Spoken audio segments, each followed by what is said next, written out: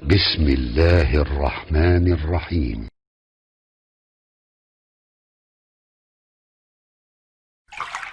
Orang yang rajin tahajud akan mendapatkan 4 keutamaan yang tidak didapatkan oleh orang-orang yang tidak tahajud, sekalipun sholat fardunya begitu khusyuk.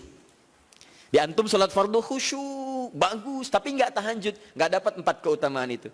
Ini sudah saya bahas panjang lebar di pertemuan lalu, saya hanya sebutkan cepat saja.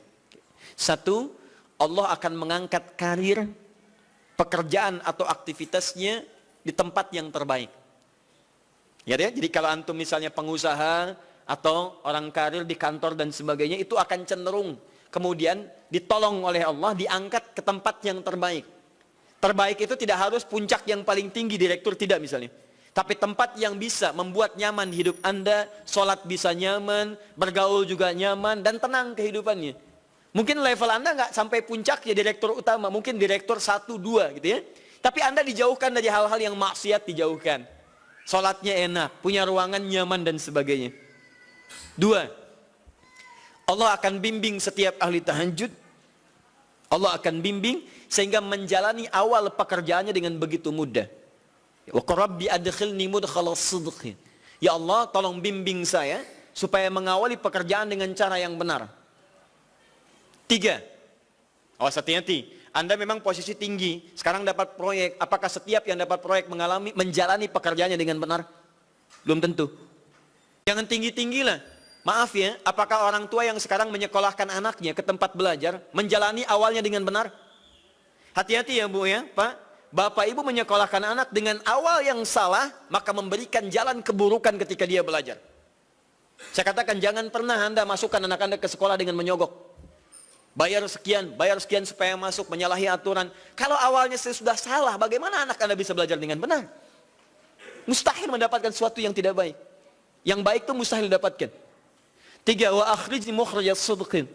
Allah berikan jalan keluar terbaik dari persoalan yang dirasakan. Di ahli tahajud itu setiap punya masalah, bukan nggak dapat masalah ya, bukan tidak bermasalah hidupnya. Dia mendapat ujian juga. Cuman sebelum diuji, diringankan masalahnya. Sehingga seakan-akan nggak punya masalah. Padahal sama dengan yang lain. Cuma saat akan dia lalui, Allah ringankan persoalannya sehingga mudah dilalui. Dan yang keempat ini yang hebat. Ya, waj'alni min ladunka sultanan nasira. Allah akan tolong langsung orang ini ketika ada lingkungan sekitar yang akan menyakiti atau menjahilinya.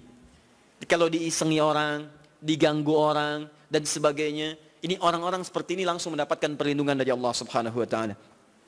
Ada satu kali, ini kisah nyata, seorang saleh, ahli tahajud, sampai saking ahli tahajudnya tidak ingin meninggalkan kebiasaan ini. Ini sangat nyata kisahnya dan tidak mengarang.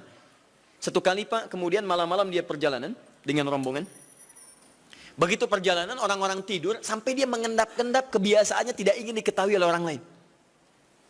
Satu malam kemudian, dia bangun setelah orang lain tidur, masuk dia sedikit ke area sedikit ada dalam hutan. Begitu sedang menunaikan sholat, dia duga kemudian tidak ada orang lain yang melihatnya. Ternyata ada satu orang atau beberapa yang kemudian tergerak, mendengar suara dan menyaksikan kebiasaan dia. Anda tahu apa yang terjadi? Dan inilah yang disampaikan oleh orang-orang yang melihat itu. Begitu sedang sholat, teman-teman sekalian, tiba-tiba baru bertakbir malamnya, lompatlah dikisahkan seekor harimau di depannya. Dalam keadaan yang sudah lapar. Saya mau tanya pada Bapak Ibu, begitu sholat misalnya Allahu Akbar, tiba-tiba samping ada harimau. Wow. Apa yang dilakukan? Kabur. Udah gak panjang pikirnya, kabur ya kan? Tapi sekarang lihat apa yang beliau sampaikan. Begitu datang harimau itu, perhatikan ahli tahajud ini. Dia ingat dengan janji Allah. Dia ingat dengan janji Allah. Perhatikan baik-baik ya. Kalau Anda sudah punya kebiasaan Qur'ani dalam jiwa Anda, maka ayat itu akan hadir membimbing Anda dalam setiap kesulitan Anda. Apapun itu. Nabi Yusuf dekat dengan Allah. Ketika digoda muncul ayatnya.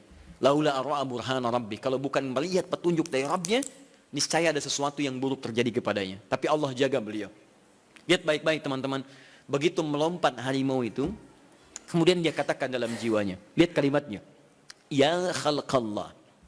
Hei makhluk Allah. Dia tidak katakan ya namar, hei harimau, tidak. Kalau disebutkan harimaunya, menunjuk pada zatnya. Tapi dia lekatkan makhluk ini kepada penciptanya. Hei makhluk Allah. Ya khalqallah, hei makhluk Allah. jika saya memang rizki yang telah Allah tetapkan untukmu pada saat ini, maka saya ridho untuk engkau makan, silakan, tidak ada masalah. Kalau Allah tetapkan saya sebagai rizki untukmu pada saat ini, silahkan. Tapi kalau saya bukan menjadi rizki yang telah Allah tetapkan untukmu pada saat ini, maka jangan coba-coba ganggu ibadahku hari ini. Lihat kalimatnya, bukan jangan makan aku. Ingat, bukan jangan makan aku. Jangan coba-coba ganggu ibadahku saat ini. Atau aku akan mohonkan pada Allah penciptamu untuk menghancurkan engkau saat ini juga. Perhatikan, dia minta jangan ganggu tahajudnya, bukan jangan makan dirinya. Apa yang terjadi ketika dikaitkan dengan ayat perlindungan tentang tahajudnya, maka tiba-tiba harimau ini pergi meninggalkannya, mengaum sekali langsung pergi. Anda bisa bayangkan, bisa nggak malam-malam begitu Anda sholat, tiba-tiba ada nyamuk misalnya kan banyak tuh, begitu Anda mulai disengat oleh nyamuk, diambil Anda katakan, hei nyamuk, kalau ini memang rizki yang telah Allah tetapkan untukmu saat ini, sedot sebanyak-banyaknya, saya ikhlas. Tapi kalau bukan, jangan coba-coba ganggu saya. Atau saya mohonkan kepada Allah pencipta untuk menghancurkan engkau saat ini juga. Masya Allah. Kira-kira apa reaksi nyamuk? Makin banyak kayaknya. Coba cek. Berarti chemistry-nya harus lebih dibangun lagi. Tingkatkan. Itu waj'alni min ladunka sultanan nasara.